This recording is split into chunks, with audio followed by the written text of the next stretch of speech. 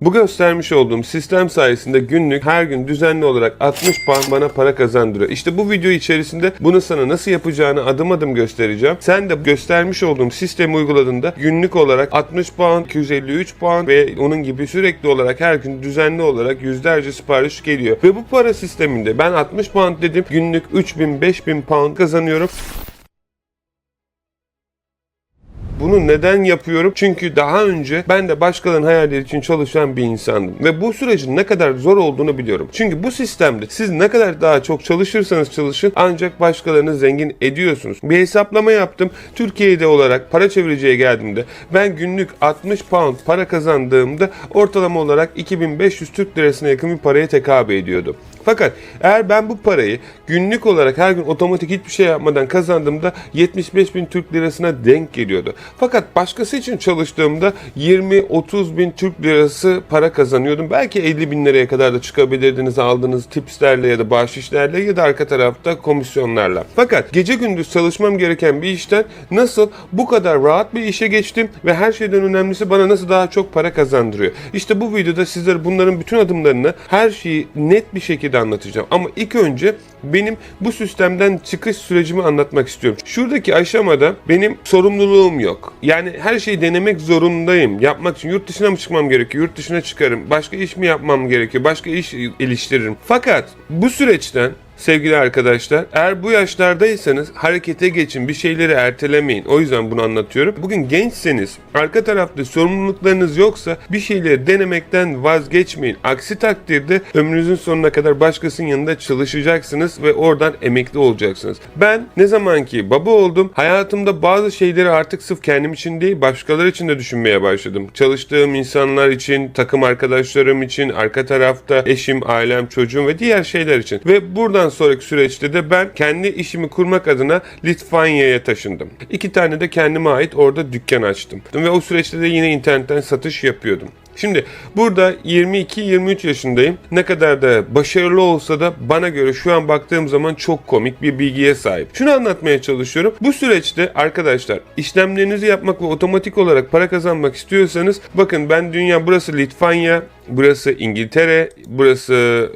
yanlış bilmiyorsam yine İngiltere'de diğer dükkanlarım. Şimdi bunu niye anlatıyorum sizlere arkadaşlar? Burada ne kadar çok çalışırsanız da çalışın yine para kazandığınız süre para için çalışıyorsunuz. Bakın ben burada bile yine internetten satış yapıyorum ama arka tarafta para için çalışıyorum. Ne zaman ki bu süreç otomatik hale geliyor, benim zamanım oluyor, benim yapabileceğim şeyler oluyor ve her şeyden önemlisi istediğim şeyi istediğim an yapabiliyorum. Yani dükkanınızı bırakıp dükkanınız bile olsa bunlara sahip olamıyorsunuz. Peki ben bunu niye gösteriyorum? Arkadaşlar paranın özgürlüğüne sahip olduğunuzda, istediğiniz kadar paranız olduğunda artık kimseyi dinlemeden, tabii ki hayalleriniz amaçlı olarak konuşuyorum, dünyanın her yerine gidebiliyorsunuz. İstediğiniz şeyi alabiliyorsunuz, istediğiniz bir hayatı yaşayabiliyorsunuz ve bunu sağladığınızda hayata bambaşka bir açıdan bakıyorsunuz. İlk önce eğitim içerisini göstereceğim sizlere. Eğitim neden önemli olduğunu anlatmaya çalışacağım. 13 günde milyon kazandım. Buradaki süreçte adım adım her şeyi, günlük kazandığım paraları neler sattığımdan hangi ürünleri sattığıma kadar gösterdim. Ve buraya şunu sormak istiyorum. Türkiye'de asgari ücret ile ne kadar sürede 1 milyon kazanılır? Bakın bir şey göstermek istiyorum. Bu hayat değiştiriyor. Çünkü gösterdiğim sistem pasif bir şekilde çalışıyor. Ve bu çok ama çok önemli arkadaşlar. Türkiye'de ortalama olarak 20 bin üzerinden hesapladığını varsayarsak arkadaşlar bunu çarptığında ne kadar bir sürede ulaşıyor? Yaklaşık 5 yılda 1 milyon TL'ye ulaşabiliyorsunuz ki harcama hiç yapmayacaksınız ki bu imkansız neredeyse. Ama varsayalım 5 yıl gibi bir süre içerisinde asgari ücretle yaklaşık 60 aya yakın bir sürede 1 milyon kazanabiliyorsunuz. Fakat şimdi buradaki süreçte ben 13 günde yaptım bunu. Yani arada bir insanın bildiği bir şeyi ben ondan neredeyse 5 yıl daha önce biliyorum ve bunu daha hızlı bir şekilde kullanabiliyorum. Bunu göstermemin sebebi insanlara bunun mümkün olabildiğini göstermek. Çünkü çoğu insan eğitimi aldığında şunu anlatmalarını istiyorum. Arkadaşlar ben burada yaptığım ve yaşadığım her şeyi anlatıyorum.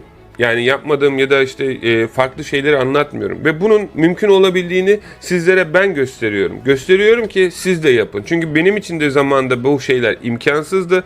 Ama süreç olarak baktığınız zaman Bunların nasıl mümkün olduğunu gösteriyorum. Sonra eğer internetten para kazanmak istiyorsanız kesinlikle ve kesinlikle Facebook Dropshipping arkadaşlar. Facebook Dropshipping nedir?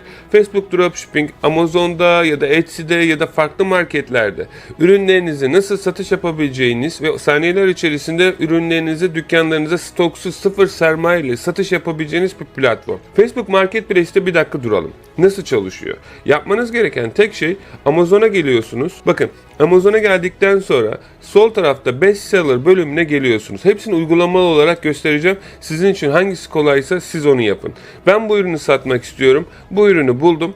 Ve bu ürünü bulduktan sonra arkadaşlar bu ürünü Facebook Marketplace'te sanki bende varmış gibi biraz 10 pound pahalıya satacağım. Buradaki tuşa basacağım. Size bu tuş çıkmayacaktır. Fotoğrafı alıp kopyalayıp yapıştırın. Ben sadece mantığını anlatıyorum. Öğrenmek isteyen detaylı olan arkadaşlar eğitim içerisine bakabilir.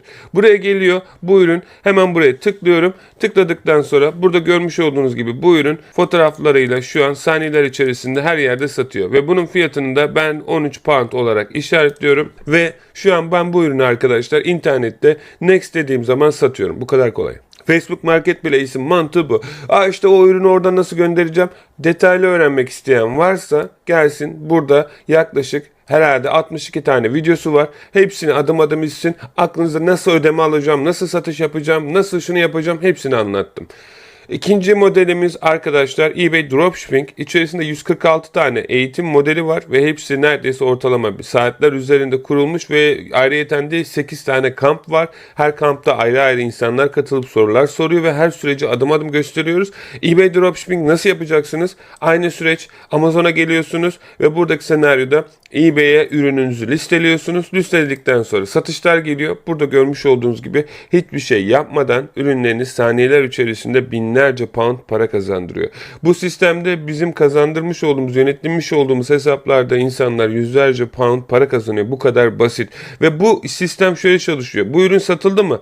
Tamam. Ne kadar? 20 pound. Ne kadara sattık? 67 pound. Biz 20 pound'un parasını veriyoruz. Ürünü müşteriye gönderiyoruz. Ortalama müşteriye ürün ulaşınca 3 ile 5 iş günü içerisinde müşterinin parası bize ulaşıyor ve bu satıştan ortalama olarak 40 pound'a yakın kar elde ediyoruz. Revenue değil. Peki geliyoruz 3. iş modeline arkadaşlar. 3. iş modeli yine aynı şekilde hesabım kapandı, işte ben buradan para alamıyorum, şu oldu, daha çok ürün para kazanmak istiyorum. Hepsini vaktiniz varsa gelin buradan hepsini teker teker izleyin. Sanal sunucum yok, şuyum yok. Arka tarafta ne bileyim İngiltere'de şirket kurmalı mıyım, muhasebeciyle çalışmalı mıyım, Amazon'da mı satmalıyım, başka toptancı var mı, kargo çevirileri nasıl olacak, işte ürünleri nasıl göndereceğim, müşteri alırsa ne yapacağım.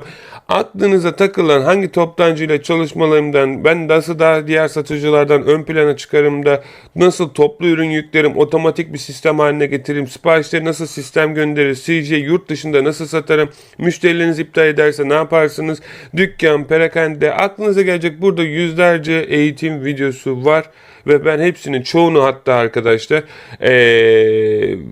yani kargolama süreçlerine bile çoğu zaman burada fiziki olarak gösterdim ki insanlar bunu görsün, yani nasıl yapıldığını. Ben burada mesela eğitim içerisinde bazen anlatırım bu şekilde web sayfasında ama çoğu zaman mesela dışarı çıkmışımdır ve bunu dışarıdan da nasıl yapacağınızın ayarlarına kadar da göstermişimdir. Yani o yüzden bu kısmı izlediğinize emin olun. Peki Amazon FBA 3. iş modelimiz. Amazon FBA nasıl çalışıyor? Arkadaşlar Amazon FBA mantığında yine Amazon'a gidiyorsunuz. Bu sefer bu ürünü bulduktan sonra bu ürünü varsayalım ne kadar para satıp satmadığını bilmeniz gerekiyor. O yüzden biz yazılımlarla araştırma yapıyoruz. Araştırma yaptıktan sonra bu ürün harika bir ürün. Hem ürünü tekrardan satabilmek için hem de ürünün PR skoru çok iyi. Yani harika bir ürün bulduk. Sonra Amazon FBA'de ne yapıyoruz? Buradan Find a Supplier deyip AliExpress ya da Alibaba gibi internet sayfalarından ürünü daha ucuza buluyoruz. Burada ürünü bulduk arkadaşlar. Ürünün siparişini sağlıyoruz. Ürünün siparişini Amazon depolarına gönderiyoruz. Gönderdikten sonra da o ürünler satıldığı zaman da Amazon bizim adımıza ürünü gönderiyor müşteriye. Bu süreçte arkadaşlar burada görmüş olduğunuz gibi bir ortalama 500 ve 1500 pound hiçbir şey yapmasanız dahi kaybedebilecek göze aldığınız bir paranın olması gerekiyor. Bunu sıfır sermaye ile yapamazsınız. İlk gösterdiğim 2 tanesini hemen hemen yapabilirken bu göstermiş olduğum iş modelinde ne yazık ki bunu yapamazsınız. Ayrıca Amazon FBA içerisinde bu süreçleri nasıl yapacağınızı, bu kadar hesabınız açılır açılmaz kapanmasını engellemek, İngiltere ya da Amerika'da şirketinizi nasıl kuracağınızı, şirket üzerinden nasıl hesabınızı oluşturacağınızı, Amazon Seller Central'ı nasıl kullanacağınızı, belgelerinizi nasıl yükleyeceğinizi, hesaplarınızın kapanmadan nasıl Payoneer hesabınızı bağlayabileceğinizi, paneli nasıl kullanacağınızı, ayrıca Amazon'da satış yaparken Pan Europe programıyla nasıl tüm Avrupa'ya ya da tüm dünyaya ürünlerinizi Amazon'da satışını sağlayabileceğinizi, Amazon'da gelen siparişlerinizi nasıl göndereceğinizi, ürün nasıl araştıracağınızı, aynı şekilde kullanabileceğiniz yüzlerce yazılımı nasıl doğru bir şekilde analiz edebileceğinizi, hesaplarınızı diğer satıcılardan buy box'ı nasıl alabileceğinizi, yazılımları nasıl kullanabileceğinizi, toptancıları nasıl nokta atışı bulup ambalaj, ürün, kargo ve diğer işlemleri nasıl yapabileceğinizi, toptancılarla iletişime geçerken nelere dikkat edeceğinizi kadar diğer bütün her şeyi çok detaylı bir şekilde anlattım. Ve gördüğünüz gibi hepsi bir eğitimin içerisinde ayrı ayrı tonlarca eğitimlere para vermenize gerek yok. Peki gelelim Shopify Dropshipping. Peki Shopify Dropshipping nasıl çalışıyor? Arkadaşlar yine aynı senaryo. Tabii ki buradaki senaryoda genellikle size Shopify öğretenler AliExpress, CJ gibi platformlardan yapmanızı söyleyecek. Buna ben bir şey demiyorum. Ben hiç eğitim içerisinde hepsini detaylı bir şekilde anlattım. Ama Shopify mantığı aslında şu arkadaşlar. Kendinize ait bir web sayfanız oluyor. Buradaki ürünü gidip bu sefer de Shopify dükkanınıza listeliyorsunuz. Listeledikten sonra satıldığında da bu ürünü Shopify'dan yani buradan alıp yine Shopify dükkanınıza gönderiyorsunuz. Peki ne fark var? Şu fark var Shopify'da.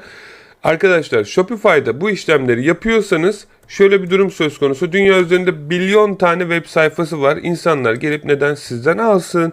Size arka tarafta Facebook'ta reklam çıkmanız gerekiyor. Günlük yüzlerce poundluk. Tabii ki ne kadar daha çok çıkarsanız o kadar daha çok satış yaparsınız. Ama bunu anlayabilmeniz için Shopify'da reklam ve Facebook Market ya da Pinterest ya da TikTok ya da YouTube ya da Google Ads gibi platformlardan reklam çıkmanız gerekiyor. Shopify'da ne kadar bir başlangıç sermayesi gerekiyor?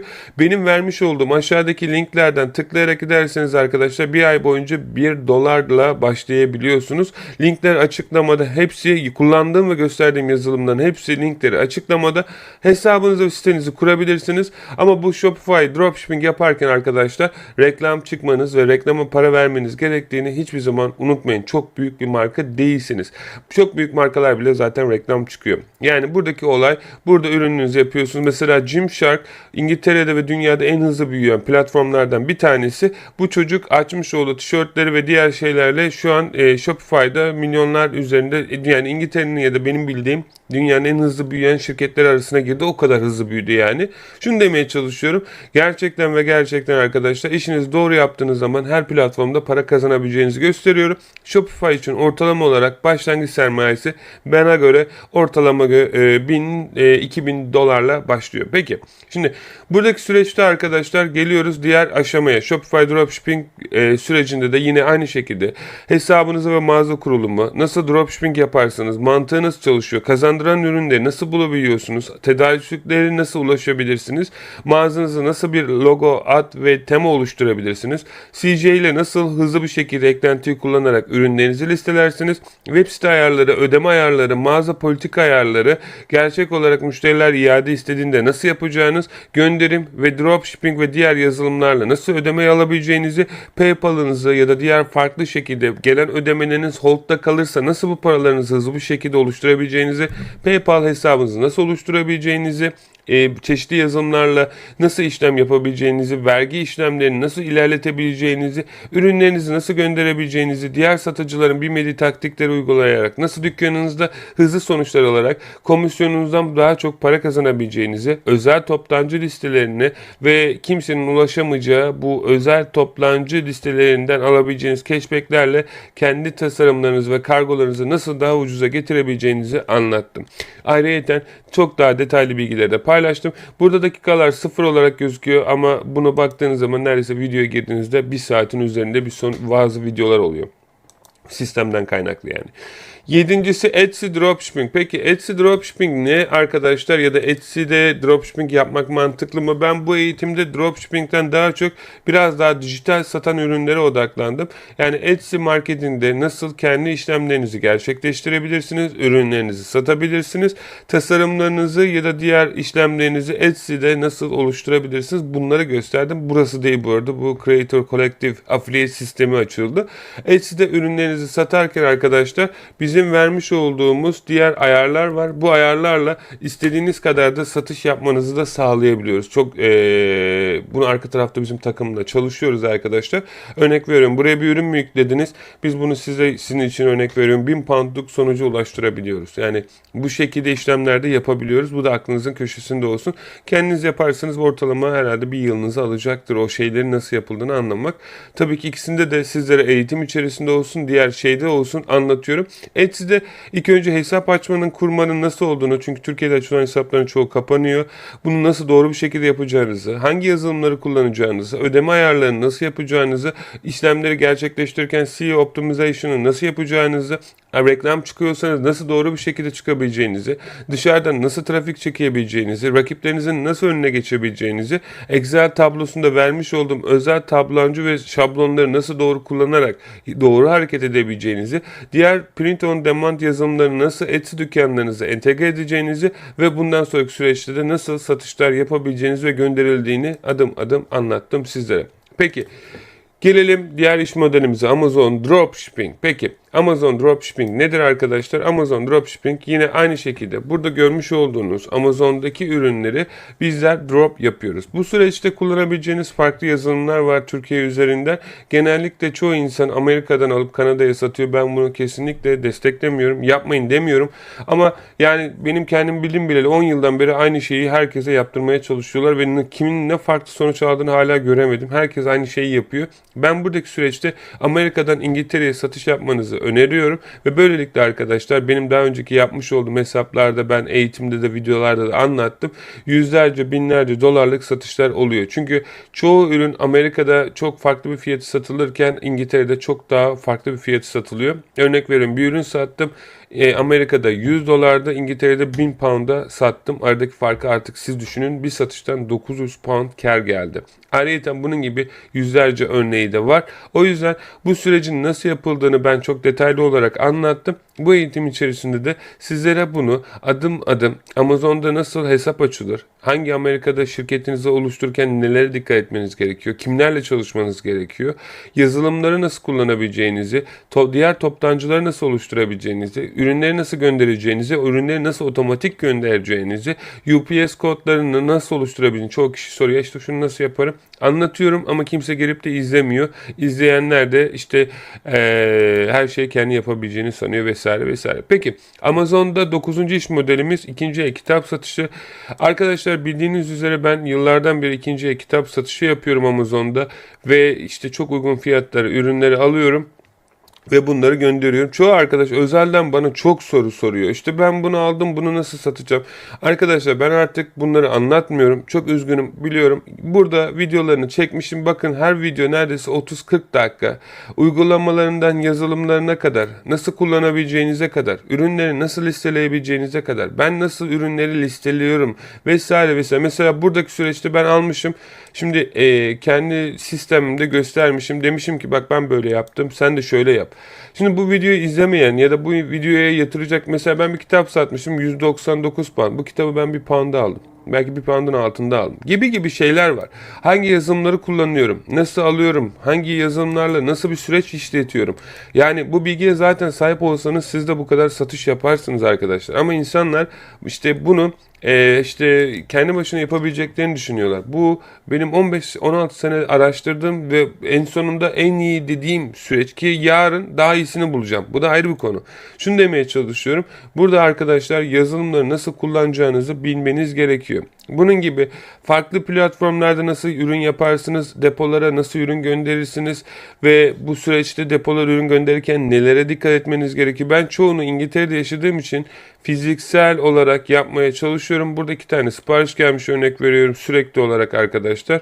Bunları nasıl göndereceğinizi gösteriyorum. Ürünleri nasıl sipariş göndereceğinizi, her aşamayı Amazon'da 2. e-kitapta yazılımları kullanırken nasıl yapacağınızı, nasıl kredi çekeceğinizi, örnek veriyorum, barkodunuzu nasıl kullanabileceğinizi, yani barkod okuyucu nasıl kullanılıyor. Bu çok önemli mesela arkadaşlar, biliyorum.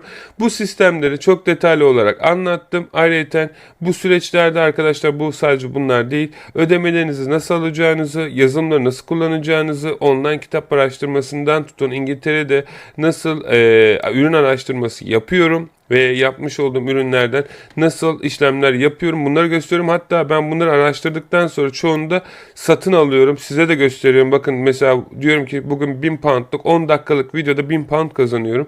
Burada taratıyorum, gösteriyorum. Diyorum ki bugün ben 1000 pound kazandım şu an ve bu kitapları da almam gerekiyor ve alıyorum. En sonunda da check out deyip size de nasıl yapıldığını gösteriyorum ve nasıl satıldığını gösteriyorum. Yani bu eğitim içerisinde de bunun gibi yüzlerce farklı şeyi anlattım.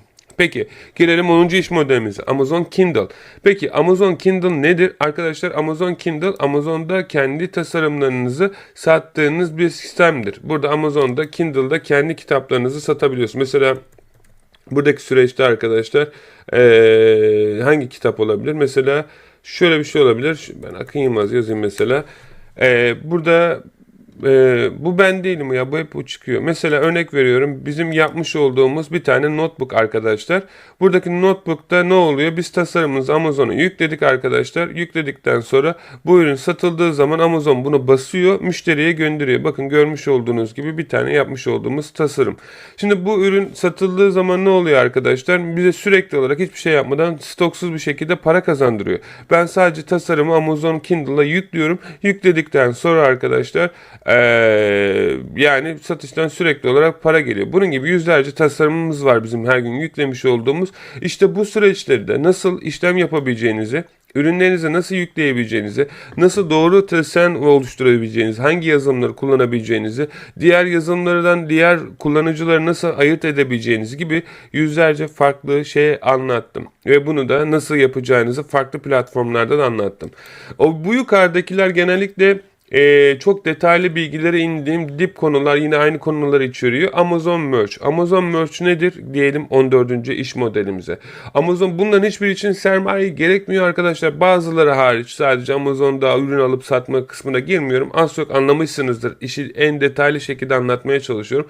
Amazon Merch ne? Amazon Merch'te yine aynı şekilde arkadaşlar ürünlerinizi satışını sağlarken tişörtlerin üzerine yapmış olduğunuz tasarımlar. Burada görmüş olduğunuz gibi Amazon Merch tarafında ben tişörtümü oluşturmuşum arkadaşlar ve birisi gelip aldığı zaman Amazon Merch benim adıma bunu gönderiyor. Ben ne yapıyorum? Hiçbir şey yapıyorum. Ben ne yapacağım? 30 saniyemi ayırıp Amazon Merch hesabımı oluşturup ürünün tasarımını yüklüyorum. Yükledikten sonra biri aldığı zaman Amazon benim adıma alıp dünyanın herhangi bir ülkesine bunu gönderiyor. Günlük yüzlerce, binlerce pound hiçbir şey yapmadan kazanıyorsunuz. Siz neyle odaklanıyorsunuz? Sadece daha iyi tasarım, içerik oluşturmaya. Benim bunlar gibi yüzlerce farklı, dediğim gibi burada içeriğini, sistem, her şey koyuyor. Sizin ne yapmanız gerekiyor? Harekete geçmeniz gerekiyor. Amazon Merch şimdi diyecekler ki Türkiye'den açılmıyor. Arkadaşlar burada anlattım. Nasıl yapıldığını, nasıl yapacağınızı ve nasıl işlemleri gerçek. Amazon'a ben başvurdum, Merch'e izin vermedi. Vermedi çünkü dediğim gibi nasıl yapılacağına dair bir bilgi sahibi henüz değilsin. Burada sana nasıl bunu doğru bir şekilde yapacağını, şirketinle nasıl kayıt olacağını ve Amazon'a nasıl başvuru yapacağını ve tasarımlarını nasıl yükleyeceğini ve hangi toptancılarla ya da hangi tasarımları kullanabileceğine kadar da anlattım. Gelelim diğer platforma. 17. Bunların da aynı, sadece platformlar değişik diye bu kısmı geçiyorum. Podcast. Arkadaşlar podcast'te ben genellikle nasıl podcast'te konuşmalar yaparak ya da kendi düşüncelerinizi paylaşarak Spotify ya da diğer platformlarda pasif gelir elde edebilirsiniz. Bunları gösteriyorum. Burada önemli olan şeylerden bir tanesi, burada gerçekten güzel bir para kazanabiliyorsunuz. Ben bunu Anchor üzerinden yapıyorum. Eğitim içerisinde de bunu anlatıyorum. Fakat mantık aynı YouTube mantığı gibi düşünün. Ne kadar daha çok izlenim alırsanız arkadaşlar, burada size sizlere daha çok şey geliyor. Nasıl diyeyim? Reklam parası geliyor. Çünkü çalışmış olduğum bu podcast sisteminde örnek veriyorum. Sürekli olarak izlenmeler geldiği zaman bana buradan işte para geliyor. Genellikle bunun içerisinde yapmış olduğum konuşmalar ve insanlara ilham vermeye çalıştığım ya da inandığım konuşmalar, sizlerle beraber yapmış olduğumuz görüşmeler vesaire vesaire. Burada binlerce podcast var. Hepsinde vaktiniz olduğunda da sizler de izleyebilirsiniz. Ama ne anlatmaya çalışıyorum? Arka tarafta podcast'ten de çok ciddi paralar kazanabiliyorsunuz. Aylık yüzlerce, binlerce pound pasif gelir. Hiçbir şey yapmadan size ulaşabiliyor. Peki gelelim drop service. Arkadaşlar en çok para kazanabileceğiniz servislerden bir tanesi drop servis.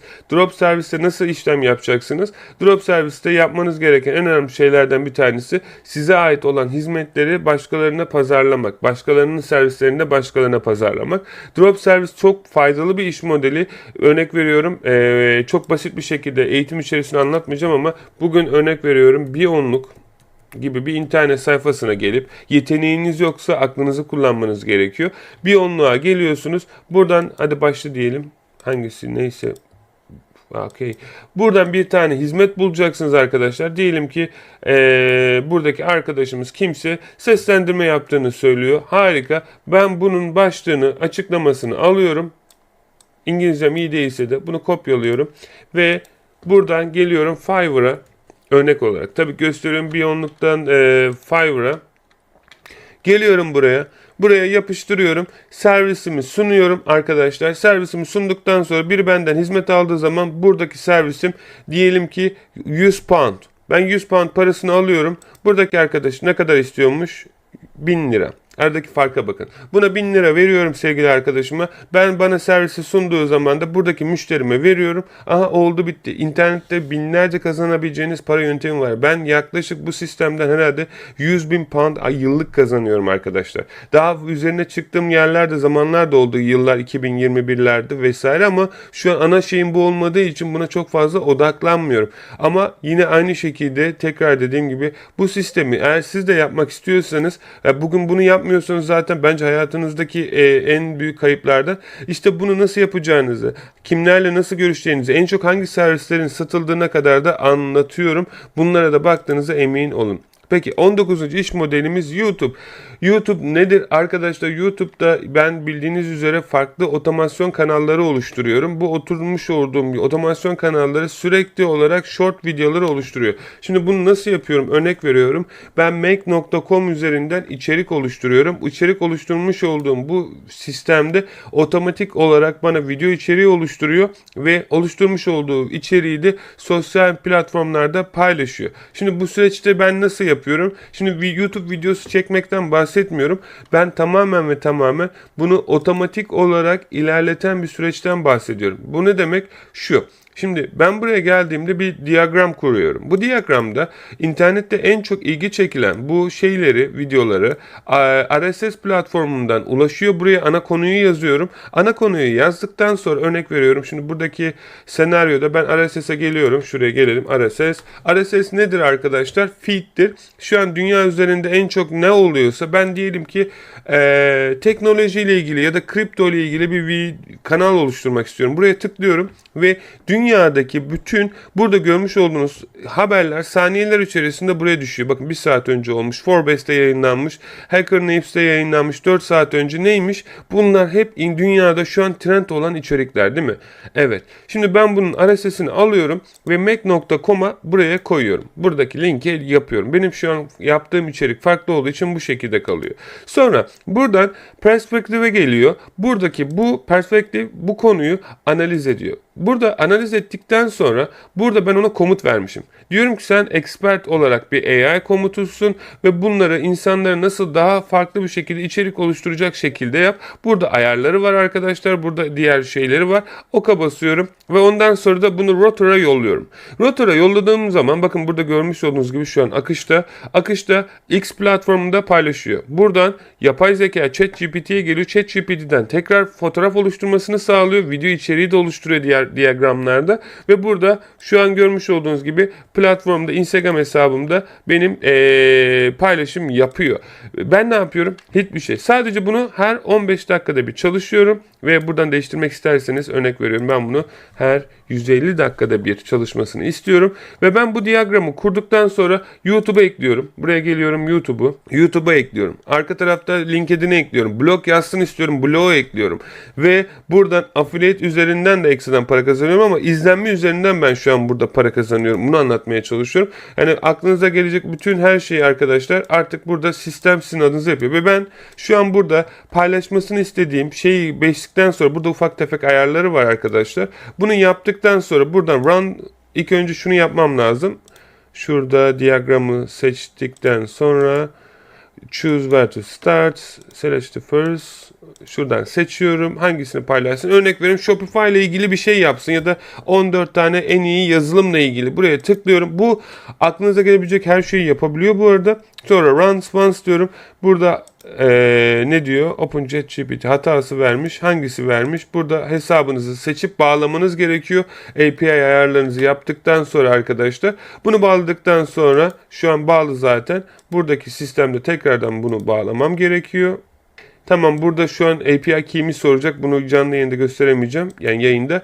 Ama bunu yaptıktan sonra arkadaşlar saniyeler içerisinde burada komutu aldığı zaman gönderiyor. Aynı şekilde Facebook'ta da hesabımı seçiyorum. Tabi bunun gibi yapılacak çok şeyler var. Bunlar nasıl yapılacağını adım adım göstermeyeceğim. Sadece şunu demeye çalışıyorum. Buradan bastığım zaman artık her 20 dakikada bir ya da 2 saatte bir sosyal medyada benim adıma paylaşım yapıyor. Bunun gibi ayrıyeten bu yapmış olduğunuz sistemde arkadaşlar Social Blade gibi internet sayfalarına gelerek de arka tarafta internetten izlenme başına ne kadar para kazandığınızı görebilirsiniz. Örnek veriyorum, YouTube'a geliyoruz ve diyelim MrBeast. Tabii ki bu çok uç bir örnek olacak ama izlenme başına baktığımız zaman buradaki süreçte arkadaşlar aylık olarak 10 milyon dolara yakın bir para kazanılıyor. Bu benim bir tane YouTube kanalım. Kendi ana kanalımı göstereyim. Başka kanalları göstermeyeyim. Onları çünkü ne yaptığım gözüküyor.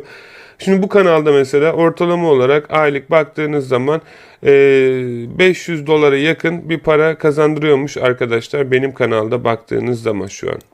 Günlük olarak da yıllık olarak da 10.000 dolara yakın bir para kazandırıyormuş şu anki senaryoda. Yani şunu demeye çalışıyorum, işte burada bunların hepsi pasif gelir. İşte bu eğitimde de bunları nasıl uygun ve düzgün bir şekilde yapacağınızı gösteriyorum. Yok YouTuber işte eğitmeni şu bu, ben bunların hepsini o kadar detaya indim ki emin olun vesaire vesaire. Peki dijital marketing arkadaşlar, bu çok detaylı bir eğitim. Dijital marketing 20. para kazanabileceğiniz, burada inanılmaz derecede ürünlerinizin nasıl satışını sağlayabilirsiniz bunları gösteriyorum. Özellikle çalışabileceğiniz ve sosyal medya platformlarına entegre edip para kazanabileceğiniz dijital ürünleri nasıl satacağınızı gösteriyorum. Affiliate marketing bildiğiniz gibi arkadaşlar çok ciddi anlamda para kazanabileceğiniz iş modellerinden bir tanesi.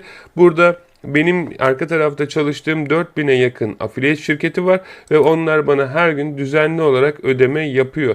Bunların nasıl ulaşacağınızı, başka ürünleriniz, size ait olmayan hizmetleri nasıl insanlara pazarlayabileceğinizi gösteriyorum. Aylık olarak bazen 50.000, 100.000 dolar üzerinde bazen satışlar geliyor. Açılsa göstereceğim şu an.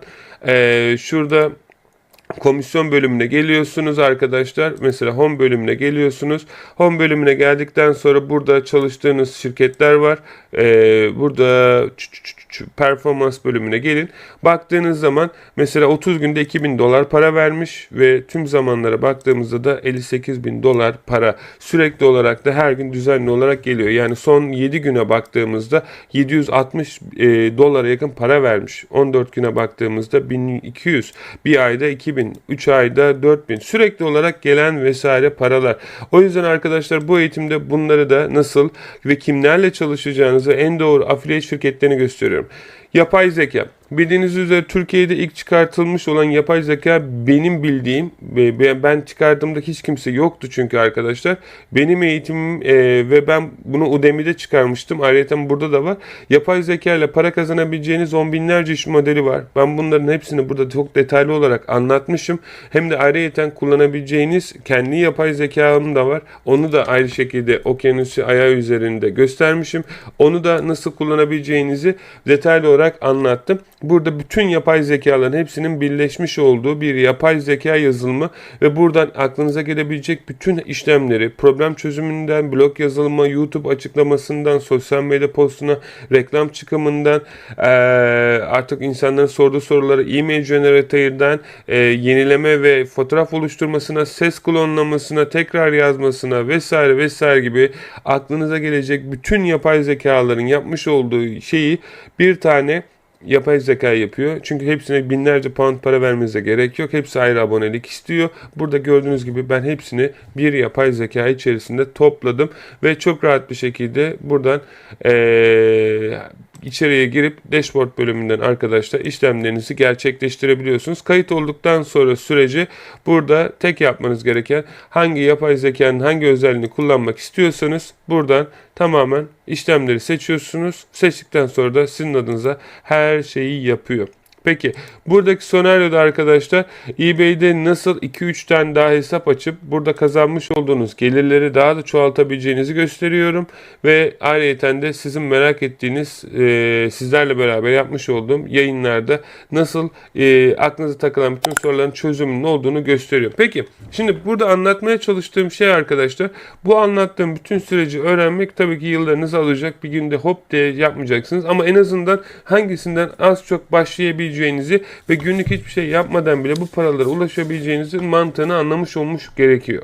Buradaki senaryoda daha göstermediğim arka tarafta 20'nin üzerinde de farklı iş modeli de var. Fakat bunlar para gerektirdiği için çok ciddi anlamda sermayeyi. O yüzden bunları anlatmadım. Ama eğitim içerisinde anlattığım bölümler de var. Buradaki senaryoda buradaki videoları izleyip gösterdiğim her şeyi kendi başınıza yapabilirsiniz. Ayrıca bunu benim sizin için bu otomatik sistemi kurmamı istiyor ve günlük böyle hiçbir şey yapmadan sizin adınıza çalışacak bir dükkan kurmamı istiyorsanız buradaki sisteme kayıt olabilirsiniz. Ayrıca bu süreçleri yaparken benim de size diğer bu iş modellerini de kurmamızda ya da nasıl yapacağınıza yön vermemi istiyorsanız arkadaşlar, çünkü burada çok gösterdiğim farklı şeyler olacaktır öğreneceğinizde, bu sisteme katılabilirsiniz.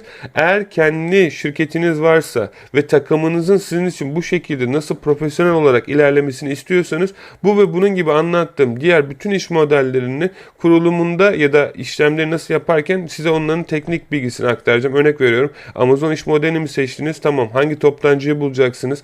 Ona ne mesaj göndereceksiniz? Hangi ürünü listeleyeceksiniz? Hangi ürünü almanız gerekiyor? Hangi depoyla çalışmanız gerekiyor gibi tonlarca sistem ya da örnek veriyorum, ben affiliate sistemine kayıt olmak istiyorum. Bu süreci nasıl yapacağım? Burada arka tarafta örnek veriyorum, ben de işte böyle bir şeyler oluşturmak istiyorum. Tamam, ben senin için bu sistemi nasıl yapılacağını göstereceğim ve sana bu süreçte yardımcı olacağım gibi şeyleri adım adım anlatıyorum. Şimdi burada anlamamız gereken şey arkadaşlar, bunları ücretsiz olarak yapabilir miyiz? Bedavaya. Yapabilirsiniz. Benim eğitimimin içerisinde, para kazanma kutusunun içerisinde sizlere bunları nasıl yapabileceğinizi anlat. Bu yorumlarda eBay Dropshipping yazdığınızda size vereceğim link içerisinde mini kurslarda eBay, Amazon, Etsy ve yapay zeka ve affiliate marketing ile ilgili video içerikleri var. Fakat altını çizerek söylemek istiyorum. Burada öğreneceğiniz bilgiler çok işinize yarasa da teknik bir destek gerekecek. Çünkü hani Amazon'da yeni satıyor, bu videoları izleyip toptancıyla ne görüşeceğinizi bilmiyorsanız ne yazık ki bu bilgiler arkadaşlar işinize yarayacak ama uygulamada ne yapacağınızı bilmediğiniz için yani biraz hızlı olmayacak. Yani 1-2 yıl gibi olacak. Hızlı bir şekilde bu sonuçlara ulaşıp bir an önce günlük pasif gelir hayallerine ulaşmak istiyorsanız zaman ve emek gerekiyor. Ama zaten ben bunları yıllar boyunca verdiğim için benim tecrübemi kullanarak ilerlerseniz bu zaman ve süreç çok hızlı bir şekilde kısalacaktır. Kullanabileceğiniz yazılımlardan kimlerle çalışacağınıza, hangi yazılımlarla ulaşacağınıza, Amazon'da kimlerle ulaşacağınıza, hangi ürünleri listeleyeceğinize, hangi yapay zeka yazılımlarını kullanacağınıza, paranızı nasıl hesaplayacağınıza, toptancılarla nasıl görüşeceğinize, müşterilerle hesabınız kapanırsa, nasıl ücretsiz ürünleri satın alıp tonlarca para kazanabileceğinize, Amazon'da işlemi yaparken toptancı listeleri online para kazanabileceğiniz yazılımlara, ürün araştırmalardan diğer aklınıza gelebilecek binlerce iş modelini sizlere burada gösterdim sevgili arkadaşlar. Peki bu videoyu daha çok fazla uzatmak istemiyorum. Sadece buradaki amacım internetten para kazanmanın ne kadar kolay olduğunu size hem göstermek hem de neleri seçerek sizin için doğru bir senaryonun kendinize göre seçeceğinizi anlamanızı istedim. Hangisinin sizin için uygun olup olmadığını anlamanız gerekiyor. Sizlere bunları anlatmamı istiyorsanız Instagram @okyanusu_akın_yılmaz ya da aynı şekilde şekilde okyanusu.com internet sitesine gelip buradan bana mesaj atarsanız da sizlere nasıl bu konu hakkında yardımcı olabileceğimizi gösterebiliriz sevgili arkadaşlar. Buradan da takip edebilirsiniz. Ta ki o zamana kadar da kendinize iyi bakın. Hoşça kalın.